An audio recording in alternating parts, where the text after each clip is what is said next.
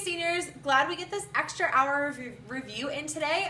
We're going to do a bunch of different things, and then there's going to be a packet that corresponds with it. So make sure you're paying attention. You don't have to take notes for this stuff. It's all examples that corresponds per section. So the first section is going to be solving equations. So let's go ahead and do our first example.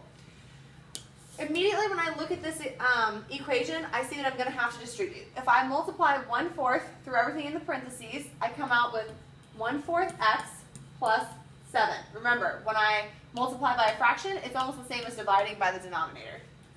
Equals 3/4x plus 4. Now, what I want to do is get my x's on one side and everything else on the other side. So I'm going to go ahead and subtract 1/4 x from both sides. If I do that, I'm left with 7 equals 3/4 minus 1/4 will leave me with 2/4 x plus 4. Now, I'm going to have to, in order to get x alone, I'm going to subtract 4 from both sides. I'm going to be left with 3 equals 2/4x. Now, there's going to be 2 steps involved in solving for x here. My first step is going to be to multiply by 4 on both sides. If I do that, my 4's will cancel out. I'm left with 2x equals 12. 4 times 3 is 12. And then if I just divide by 2 on both sides, I'm left with x equals 6. Now, in this section, you're going to come across problems that have infinite or no solutions. Since x equals a number, this equation has one solution. That means that 6 is the only number I can plug in to make that equation true. Let's move on. Okay, so this next section is tables to equations and graphs.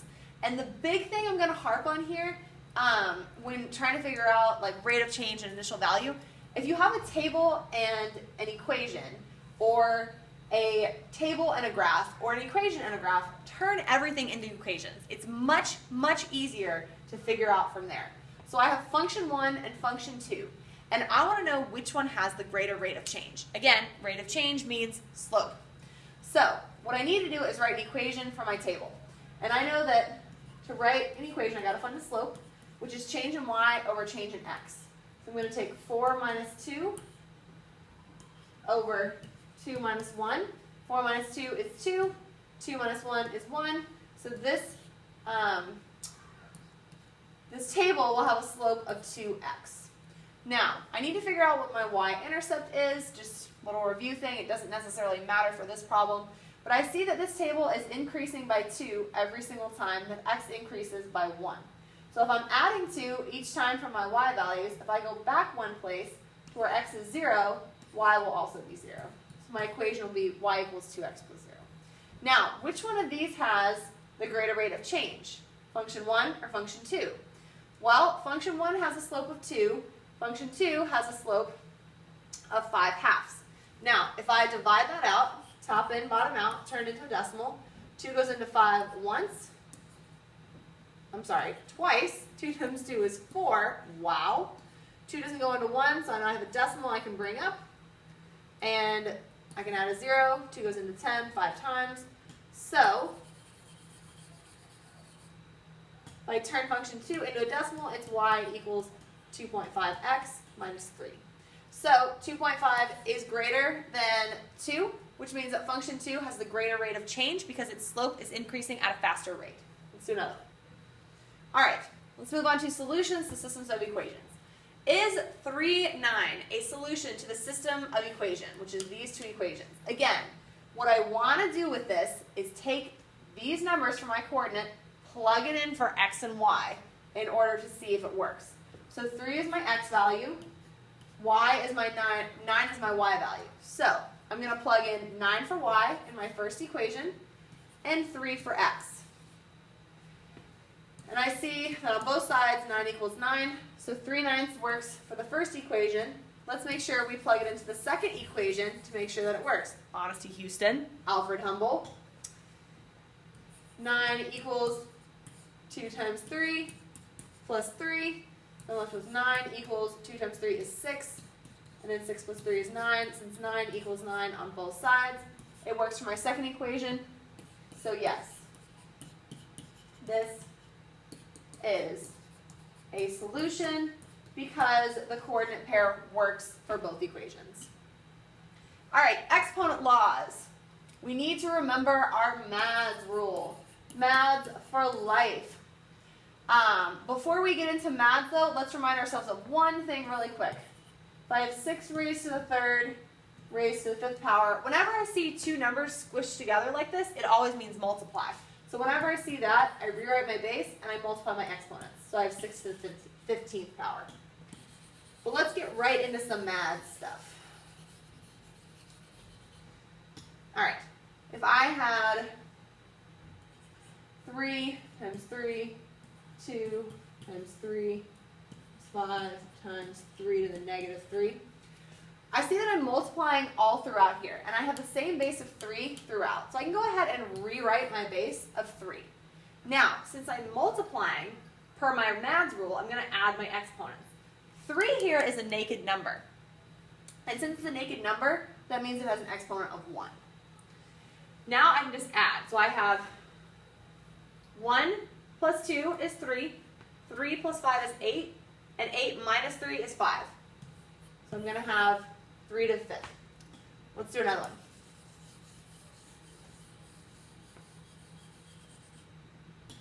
All right, if I had 4 to the 2nd power over 4 to the 5th power times 4 to the 7th. All right, my first thing that I'm going to do here is I see this is a complex problem. I need to break it down and simplify it. So the first thing I'm going to deal with is my fraction. And I see that since it's a fraction, it means division, of course. I'm going to rewrite my base of 4. And then since I'm dividing, I'm going to subtract. 2 minus 5 is going to leave me with negative 3. And I'm going to bring down the rest of my problem. Now I'm multiplying, but I still have the same base. So I'm going to rewrite 4. Then I'm just going to add my exponents. Negative 3 plus 7 just leaves me with 4. Let's do one more. One more. Okay. If I had 4 cubed to the 2nd over 4 to the 5th. All right, first thing I need to deal with is my numerator. And since I see these two numbers squished together, that means, of course, that I'm going to multiply them. So I'm going to rewrite my base. 3 times 2 is 6. And then I see I'm dividing. Again, I'm going to rewrite my base. Now I just have to subtract my exponents. 6 minus 5 will just leave me with 1, or it could just be 4. All right, linear versus non-linear tables. What I'm looking for is whether or not the slope is consistent throughout. So what I need to do is figure out what the slope of this table is. Again, change in y over change in x. 2 minus 1 over 1 minus 0. 2 minus 1 is 1, 1 minus 0 is 1. This table has a slope of 1. Let's see if that is consistent throughout. If I go from 1 to 2, it's going to give me 1, 2 to 4, 2, 4 to 7, 3, 7 to 11, 4, 0 to 1, 1, 1 to 3 is 2, 3 to 6 is 3, 6 to 10 is 4. Now, you guys are probably all saying the numbers are not the same going down both sides of the table. It's nonlinear. Well, but remember, our slope is 1. Can I divide y over x at any one of these points and have it still be 1? Well, 1 over 1 is 1. That works. 2 over 2 is 1. That works. 3 over 3 is 1. And what I mean is literally 3 divided by 3 is going to give me 1. And 4 divided by 4 is going to give me 1. So yes, this does have a consistent slope throughout. So this table is linear. All right, fractions to decimals. This has been a while since we've done this stuff, but literally when I say fraction to decimal, I literally mean top in, bottom out. Top goes in, bottom goes out. 6 doesn't go into 5. I'm going to go ahead and put a dot. Go ahead and add a 0. 6 does go into 50 8 times. 8 times 6 is 48. I subtract, it's leaving me with 20. 6 doesn't go into 2, so I'm going to add a 0. 6 goes into 20 3 times. 3 times 6 is 18. Be left with 2. 6 doesn't go into 2. Add a 0. 3 times 6 is 18. You can see where I'm going with this. This decimal is 8.3 repeating. Top in, bottom out. All right, scientific notation, add and subtract. If I just have the problem 3.1 times 10 to the 4th plus 2.3 times 10 cubed. Whenever I'm adding or subtracting in scientific notation, my exponents have to be the same. In this problem, they are not the same, so I know I'm going to have to remember my good friend Lars, which means that I can move my decimal if I add and subtract my exponent. So I always keep the one with the larger exponent. So I have 3.1. I'm going to move my decimal in the second one place, so I can add 1 to my exponent. My new problem becomes 3.1 times 10 to the 4th plus 23 hundredths times 10 to the 4th. Now that my exponents are the same, I can just add my coefficients. 3.1 plus 23 hundredths. Line up my decimals, fill in my zeros. 3, 3, 3. So my problem comes out, my answer comes out to 3.3 times 10 to the 4th. Since my answer, my coefficient is between 1 and 10, this is in proper scientific notation. You're not going to see problems like this on your review packet, but I just want to take time to review it really quickly. You will see it, though, on your Pushing 4.0 packet. Rational and irrational numbers. Rational numbers can only be written, are all numbers that can be written as fractions. So I had 5.5 over 6, rational because it's a fraction. If I had 0.787878, it's rational because it repeats. If I had, whenever I see the pi symbol, of course I know that means it's irrational. So even if I had 3 pi over 6, it's irrational because of the pi symbol. Now, if I have the square root of 49, it's a perfect square, which means it's rational.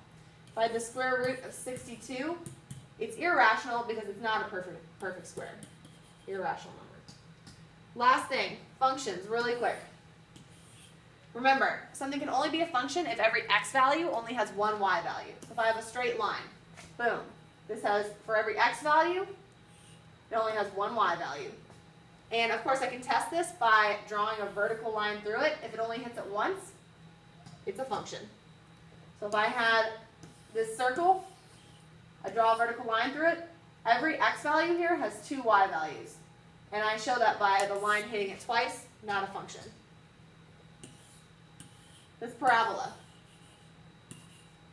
It is a function because it only hits it once. All right, guys, that's going to be it for me.